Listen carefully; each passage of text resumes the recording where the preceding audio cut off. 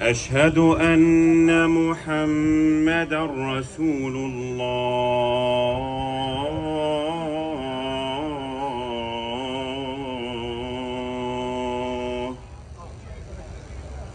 حي على الصلاة،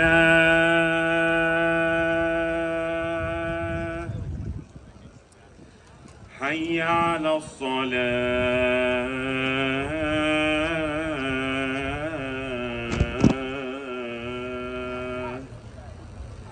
حي على الفلاح،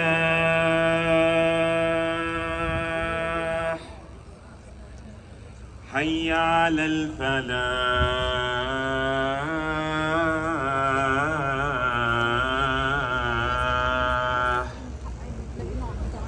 الله أكبر،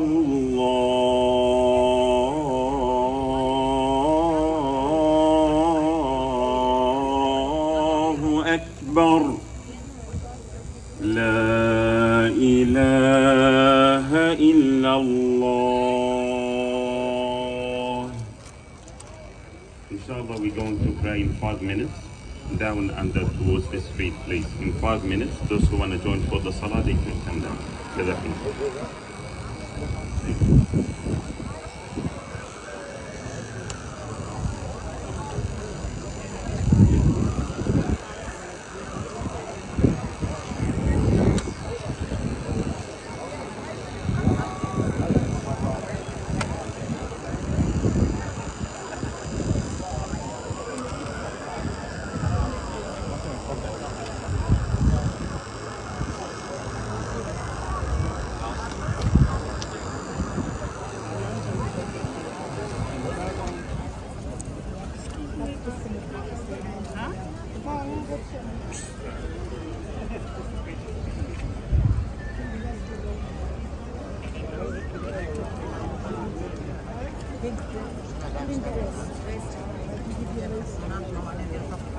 Please move to the side.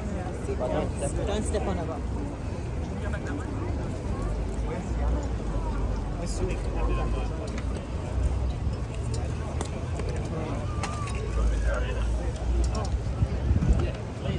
Can you move to the side, right or left, please? Can you keep the space? Please, brother. Take your photo, it's okay.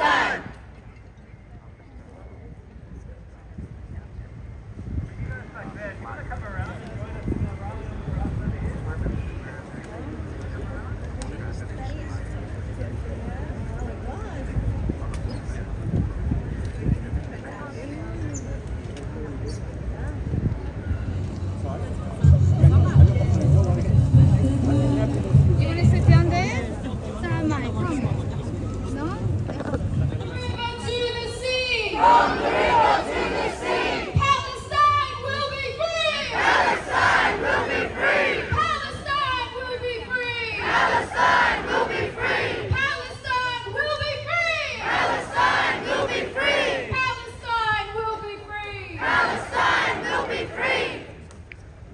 Thank you all for being here today. I almost shouldn't really say thank you, but I think that's needed right now. I think we need community, we need exposure, we need to be out here for everyone to see.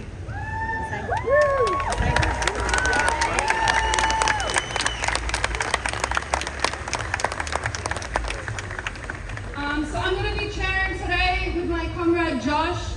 If you haven't heard of us, we're the Palestine Action Group. We hold rallies every year, several times a year, and you should show up to every single one of them until Palestine is free.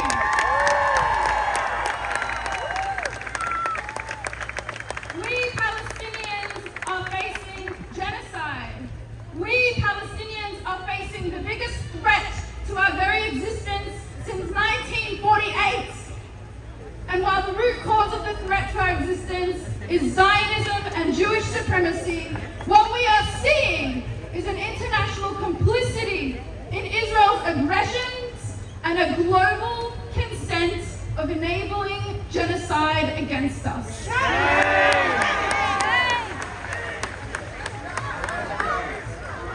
I just want to say that off the back of the referendum yesterday, we saw political leaders donning Yes 23 shirts, standing with a settler colonial project like Israel, a fascist regime, and refusing the right of indigenous Palestinians to resist and exercise self-determination. What a hypocrisy! We're going to have lots of speakers today who are going to be talking about everything I've just mentioned and more, but it is so important that we are here to express our outrage, to demand that so-called Australia cut ties with Israel right now.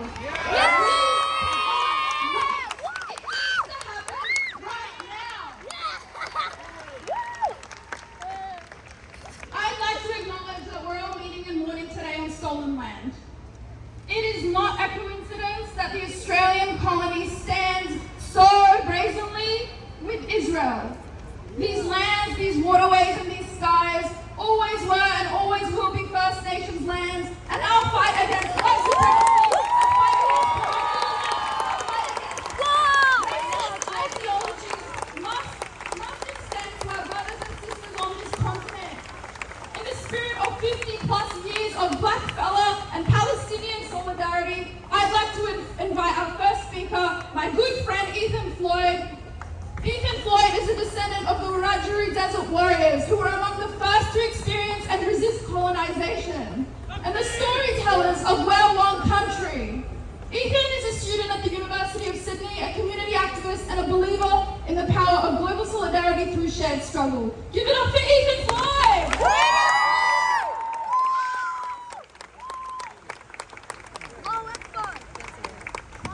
Always was, always will be. Always was, always will be. Always was, always will be.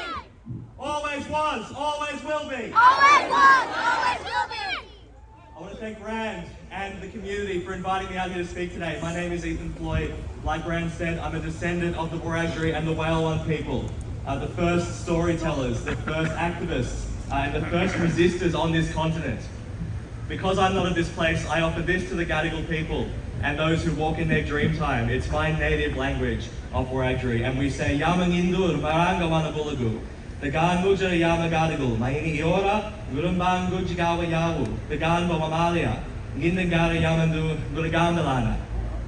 That means we acknowledge these people, we acknowledge their struggle, and we acknowledge the resistance of Gadigal elders throughout the years, throughout the decades, and throughout so much oppression that they face from the government. As we reflect on the past few months, what's evident to me is that First Nations people here in Australia and Palestinians around the world are joined in our shared struggle for liberation. As we can see from the unconditional support Israel continues to receive from the United States, from Canada, from much of Europe, and from here in Australia. Settler colonial solidarity is a global movement, and so Indigenous solidarity and Indigenous liberation must be too. From the river to the sea! From the river to the sea! We cannot think about the struggle of Palestinians and those living under Israel's brutal occupation without also considering the struggle of First Nations people on this land. Yesterday was an agonizing day, but it was a galvanizing day.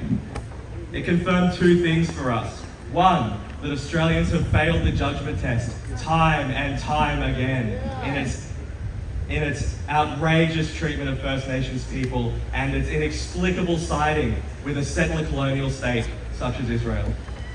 And two, that we as First Nations people have yet again failed the judgment test by placing our faith in Australians. We should not, and you should not, place your faith in Australia. Now we're under no illusions about the kind of settler colonial project we live under. It is one which rejects any offer from First Nations people to correct the past injustices. It is one which is steadfast in its denial of that which we as First Nations people are entitled to. And it is one which has said to us, once again, what it has always said to us: you are not welcome here, you do not belong here. Shame! It is the same liberation.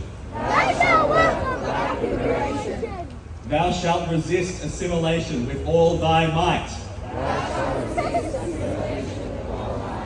Thou shalt not become a black liberal in a white society.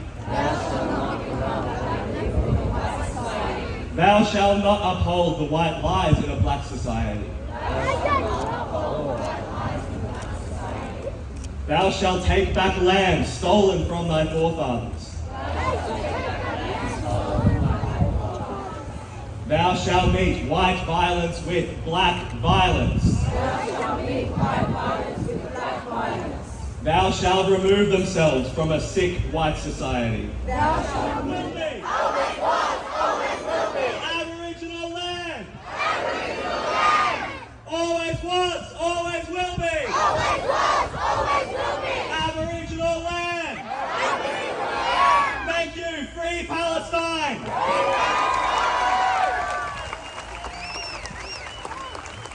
Free, free Palestine. Free Palestine. Free, free Palestine. Free Palestine. Free, free Palestine. Free Palestine. Free, free Palestine. Free Palestine. Gaza, Gaza, don't you cry. Gaza, Gaza, don't you cry. Palestine will never die. Palestine will never die. Gaza, Gaza, don't you cry. Gaza, Gaza, don't you cry. Palestine will never die. Palestine will never die. Thank you so much for that speech, Ethan. And so I'm the co-chair today for the Palestine Action Group. I've got a few things about the protest today that we need to talk about. We've already heard from Rand earlier and from Ethan. We know about the disgusting complicity by which Western governments are supporting the crimes of Israel.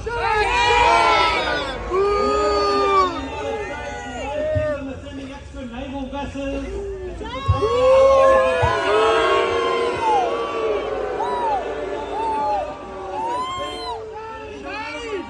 Bullets or shells to drop on civilians in Gaza. It does not help that on the Monday night protest we held after our rally, a tiny group of people did actually chant anti-Semitic slogans. So we have to be totally clear that today and for every future protest, none of that will ever happen again. And if anyone even begins to chant such slogans, everyone around them must and will tell them to shut up, that this is not what we're about. Doing that is not only wrong and racist in its own right, as we know, it massively harms the Palestinian cause for people to do that. It gives the media, who want to denounce us anyway, a free kick, which we definitely do not want to give. I'm a Palestinian. My grandparents were ethnically cleansed in 1948 in what we call the Nakba, the foundational genocide of the Palestinian people, in which more than 700,000 Palestinians were forced off our land by the state of Israel during its formation, aided and abetted by the rest of the world.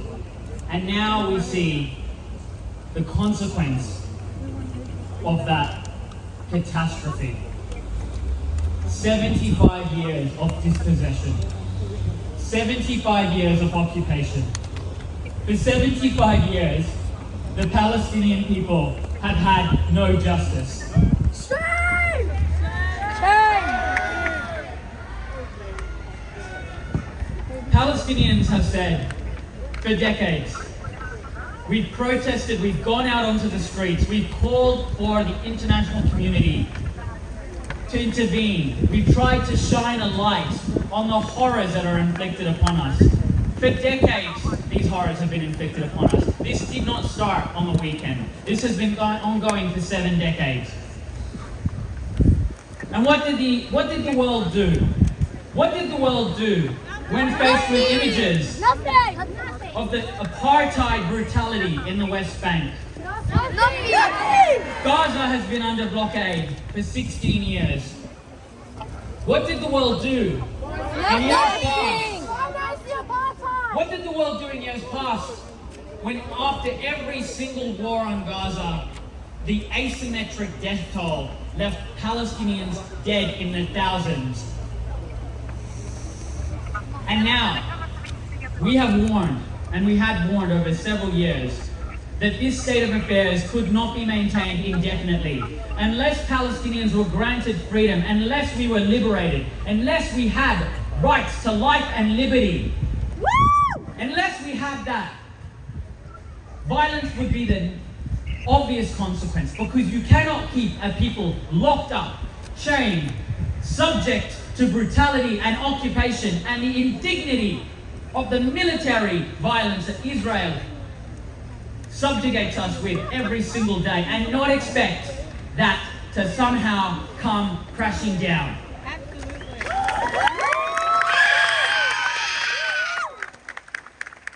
But what did the world do? The world has turned a blind eye, and when major human rights organizations, Amnesty International, Human Rights Watch, even Israeli human rights organizations calling what was happening in Palestine apartheid, what did our foreign minister say? I don't think that's a very helpful thing to say, she said. And this is what we're getting at. This absolute refusal to hold Israel to account by the same standards of international law that the West claims to hold so highly in regard. When it comes to Israel, that is thrown out the window. Free, free Palestine! Free, free Palestine! Free, free Palestine! These children are the future of Palestine. And I do not want them, and I don't want my own children, my own grandchildren, to be born into a world where they don't have the right to dignity and justice and peace.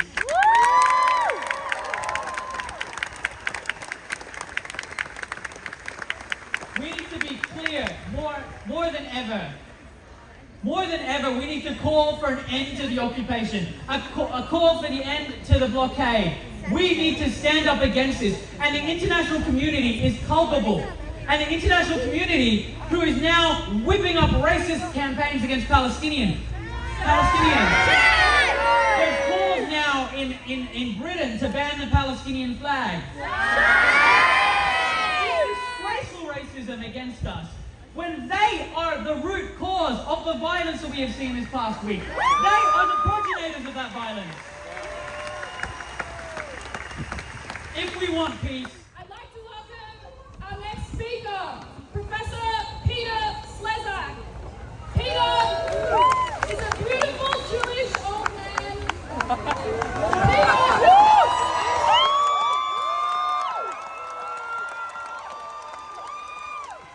has been a voice for Palestine for decades, and a voice for boycotts, divestments, and sanctions on Israel. Give it up for Peter. Thank you very much. It's a privilege for me to be here tonight. today on this very difficult time. Let me begin by adding some remarks to what Josh said. My parents were survivors of the Holocaust. I think I know anti-Semitism when I see it. I grew up with their stories. I want to pay particular tribute publicly to the organisers of this rally, like every other rally over the years that I've had the privilege to attend and to speak at. I want to pay tribute particularly to the Palestinian community and all of you for clearly and loudly saying each time, as we just did, that we reject anti-Semitism and it's not anti-Jewish to protest the crimes of the State of Israel.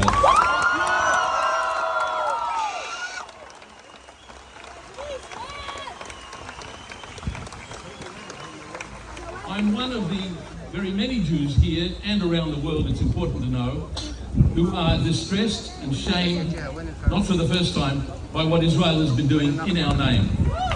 I'm privileged here in Australia and elsewhere to have very dear Palestinian friends, here and in Palestine, and I'm devastated to see, not for the first time, their anguish, their heartbreak, the horrors and the suffering that they have to endure.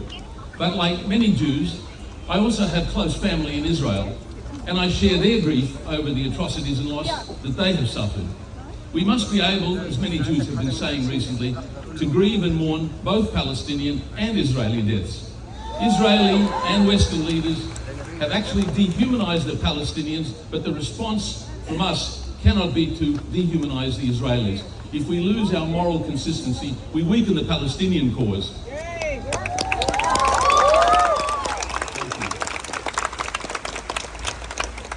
Speaking to the Jews, one Jewish writer has said just today that our humanity is being put to the test. This is now in relation to the tragedy, the awful things happening in Gaza. It's in the same spirit that a rabbi in New York has just said, and I won't read it all. He said that even as we mourn our dead in Israel, we must acknowledge and protest the genocide Israel is currently perpetrating against the Palestinians. He went on at some length, but he said that if we ignore this reality, without commenting and committing ourselves to the cause, without fighting actively for the Palestinian people, we will be complicit in this horrible bloodshed. So, in London and in New York, there are huge crowds of Jews assembling to protest the US-backed Israeli attacks on Gaza. They're chanting, "Not in our name," and I'm proud to stand with them and with you in solidarity with the Palestinian people.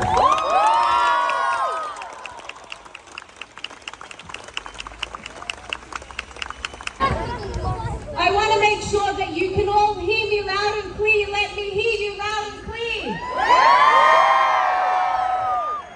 I'd like to acknowledge that we stand today on Aboriginal land. I'd like to pay my respects to elders past, present and honour their struggle for justice, and I acknowledge today is a difficult day for many First Nations people across this continent.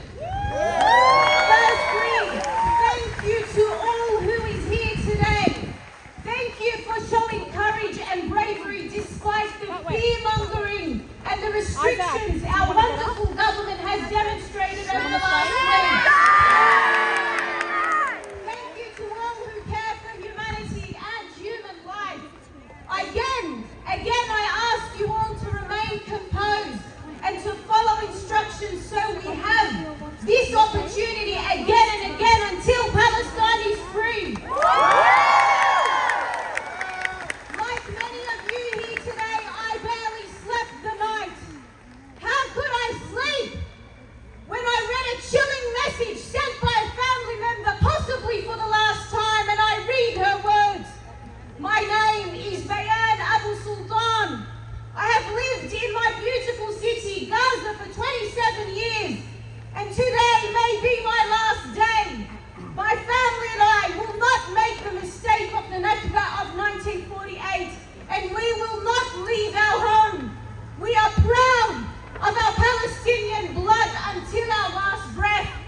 I do not forgive the world from east to west for what will happen to us, and I hope our pictures will haunt you all until the end of your life.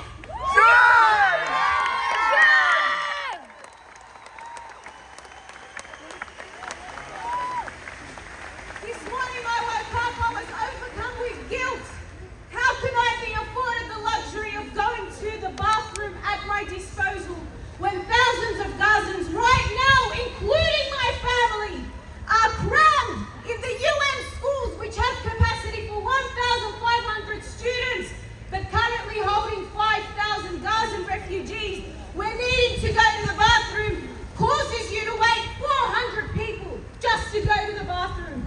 We can drink water at any time, the bathroom at my disposal, when thousands of Gazans right now, including my family, are crammed in the UN schools, which have capacity for 1,500 students, but currently holding 5,000 Gazan refugees. Unceded Aboriginal land. I respect Indigenous Australians' ongoing connection to country. I respect their elders, past, present and future. I also want to acknowledge the unstinting work of the two Jewish groups that I represent today. Do you want to get up, Isaac? The occupation and Do you want to get up? Are you sure? I am a secular Jew. My Jewishness is so deeply embedded that it is inseparable from my nature. It shapes my morality, my worldview, my politics. I was brought up. Since when does an occupier have the right to crush into oblivion people whom it has brutalised and dehumanised, persecuted and oppressed for decades? I was once a Zionist. At my synagogue, love for Israel was interwoven with love for the Jewish people. I learned to speak Hebrew. I lived and worked on a kibbutz. I fully intended to immigrate. Having known anti-Semitism from my school, from other children, and from random individuals on the street, the idea of a Jewish state was very seductive. However, life went in a different direction. And in July 2014, I was in Sydney with a television, and everything changed. And each of us must cross it, and we must have no fear at all. So we must remain steadfast, guided by what we know to be right and true, not tempted by the demons of revenge or despair, or the rage and overwhelming grief that we are experiencing and that threaten to eclipse our humanity. We must be united. Our next speaker is Maureen Faruqi. She's the Senator for New South Wales. And she is the Deputy Leader of the Greens. And she is a strong friend of Palestine. Give it up for Maureen!